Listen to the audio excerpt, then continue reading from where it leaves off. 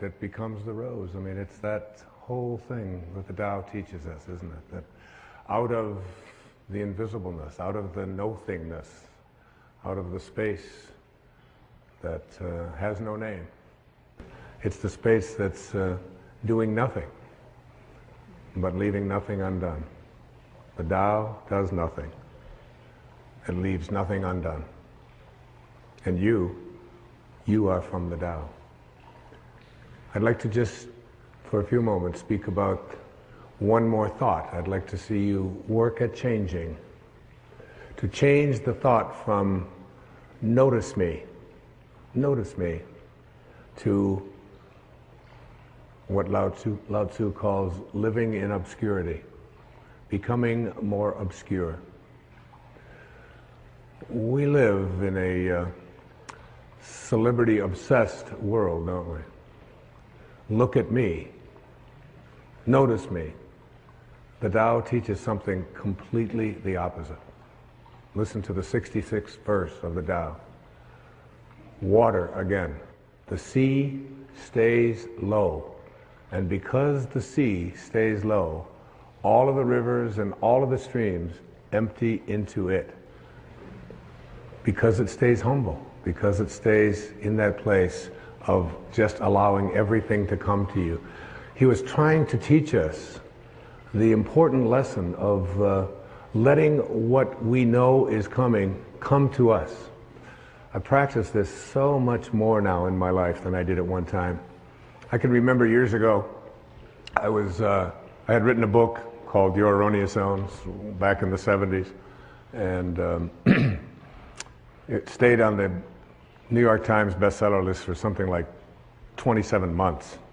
And many weeks it would be number 1, and then it would go down to number 3, and then it would go to number 2, and down to 7, and all of that. And I was doing The Tonight Show in those days, and on a regular basis, and so many of the other shows, the Merv Griffin and Phil Donahue and Dinah Shore. I became like a regular on the Dinah Shore. I was like, hobnobbing with Burt Lancaster folks, and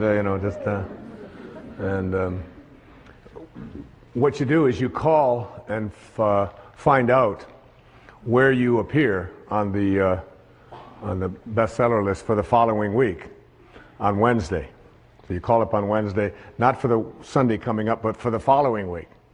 And I called home, and my ego was pretty strong, and I was very much into a lot of notice me. I really believe that true nobility is not about being better than anyone else now. It's about being better than you used to be.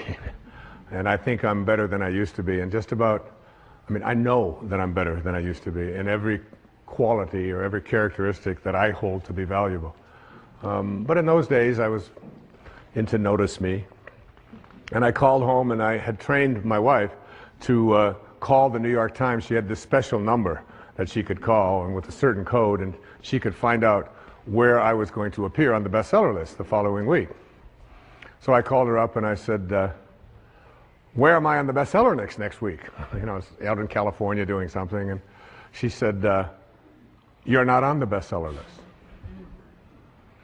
I said, what are you talking about? I was number 1 on the bestseller list last week. I said, even my voice changed when I said, what do you mean I'm not on the bestseller list? She said, you're not on the bestseller list. I'm sorry.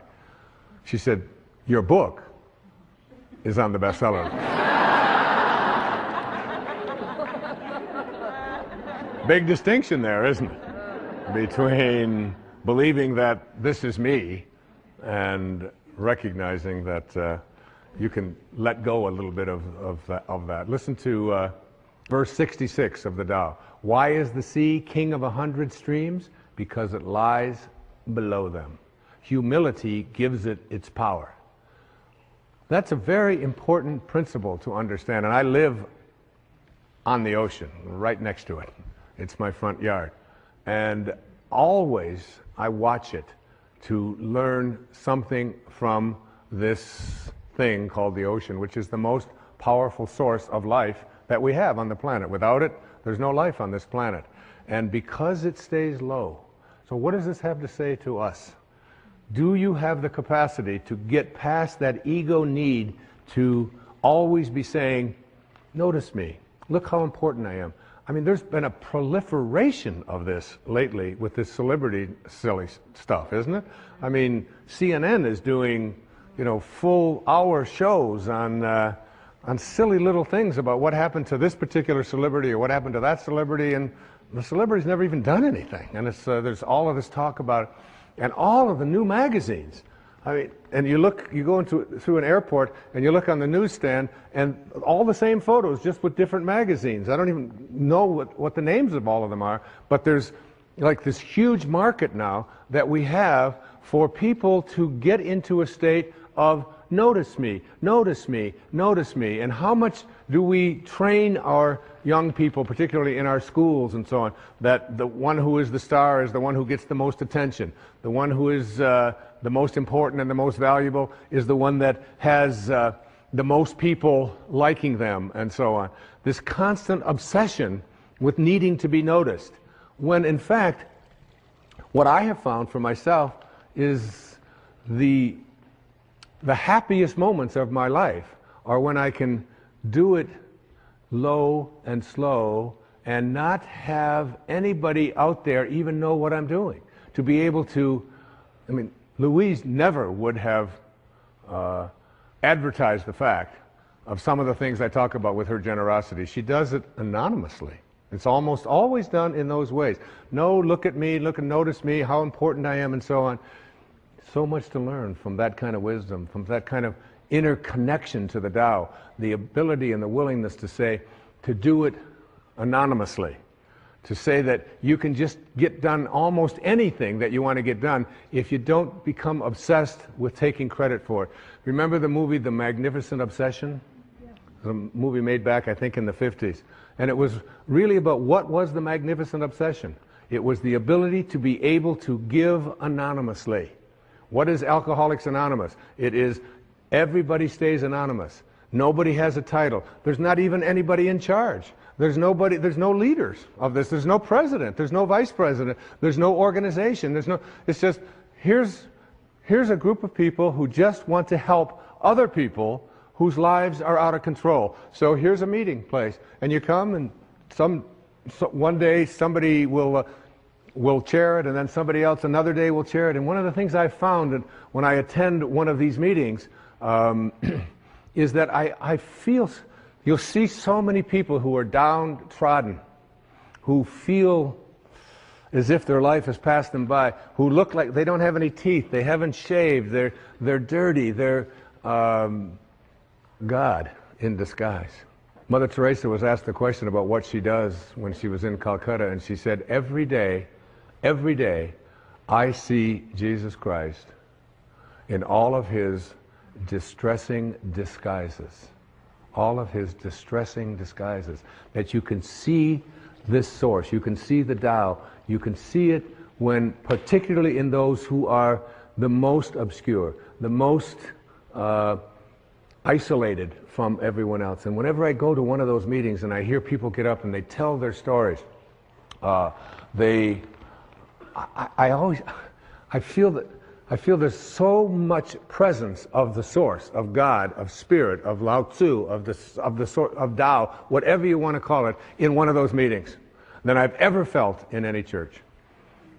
I've never felt the presence of it more. And I encourage you, any of you watching this right now, go to one of those meetings. You don't have to be an alcoholic. You don't have to. I'm not an alcoholic. I don't call myself an alcoholic. I was never out of control. I drank, but I wasn't out of control.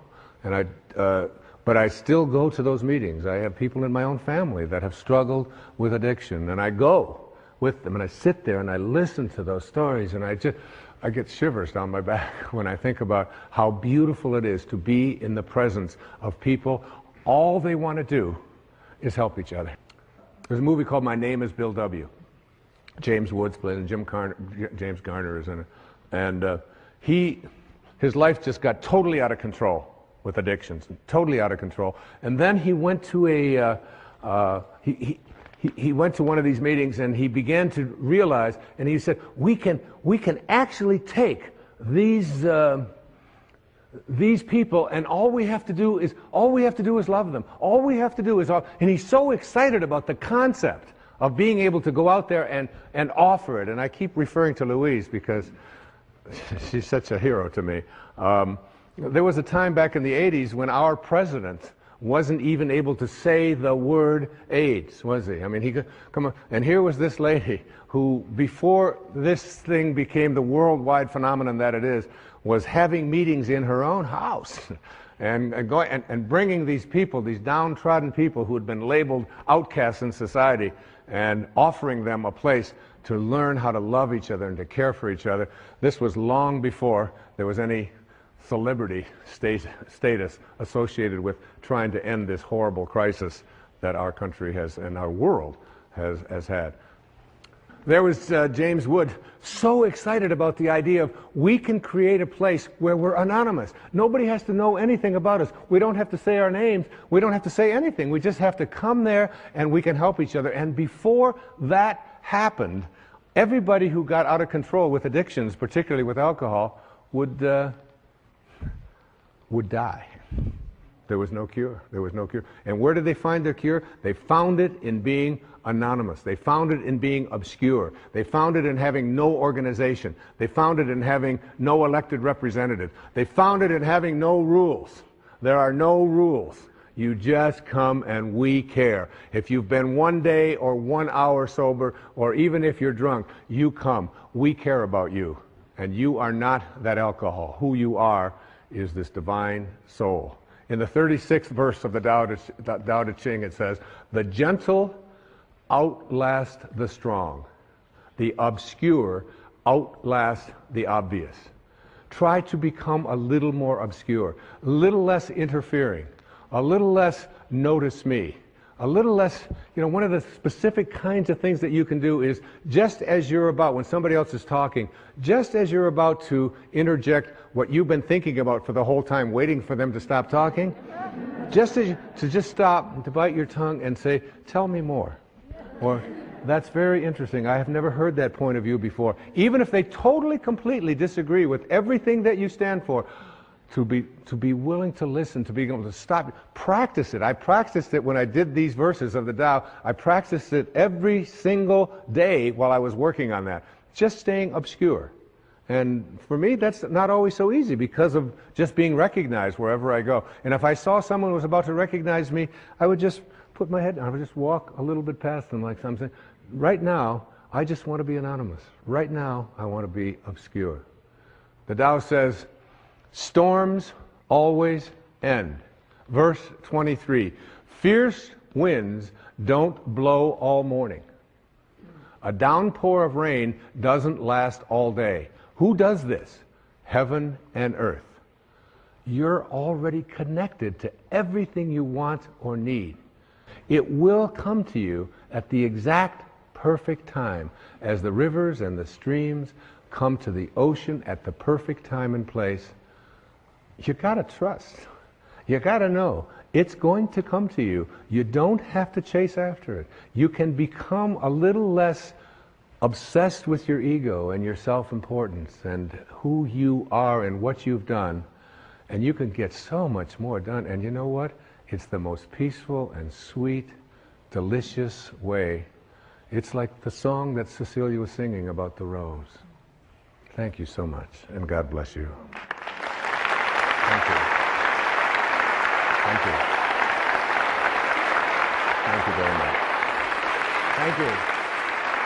Thank you.